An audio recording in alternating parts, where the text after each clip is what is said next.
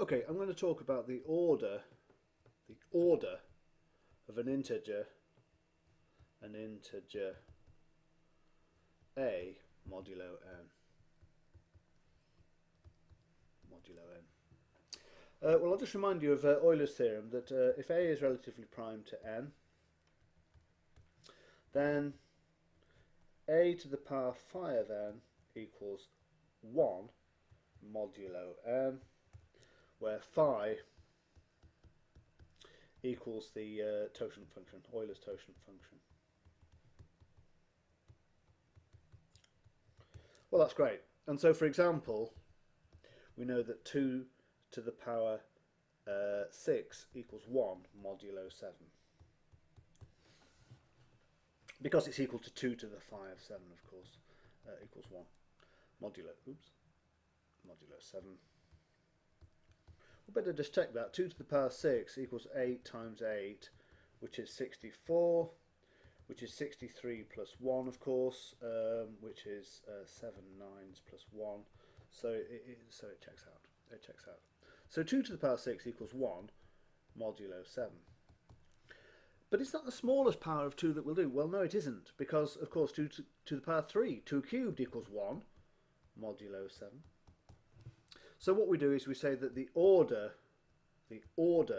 of 2 modulo 7 is 3, because it's the smallest power, the smallest non-zero power that gives us a 1.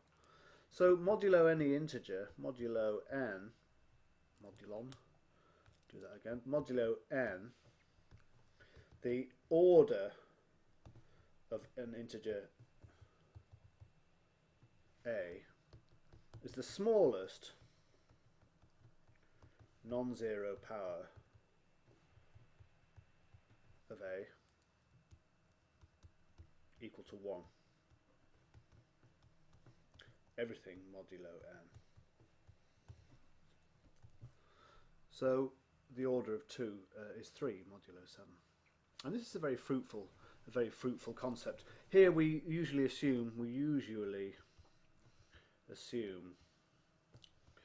that a and n are relatively coprime, because if they're not, all the powers of a are divisible by the greatest common divisor.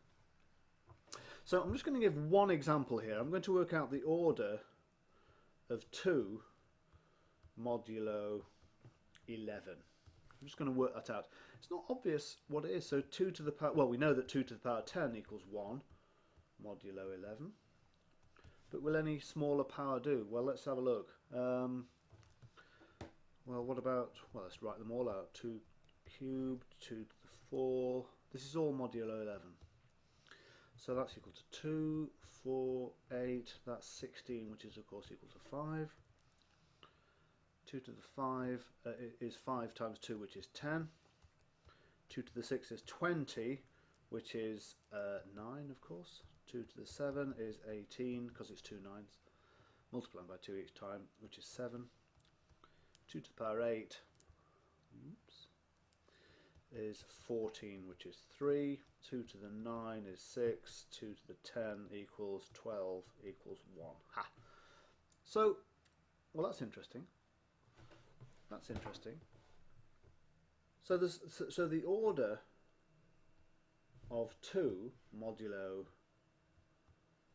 11 is 10. That's a maximum possible.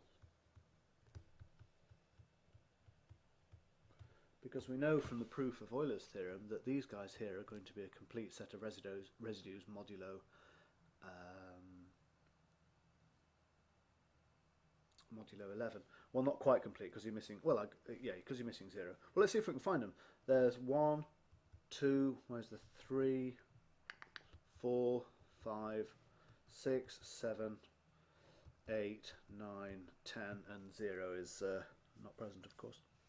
Okay, so that's what the order is, and I'm going to spend a little bit of time talking about the order.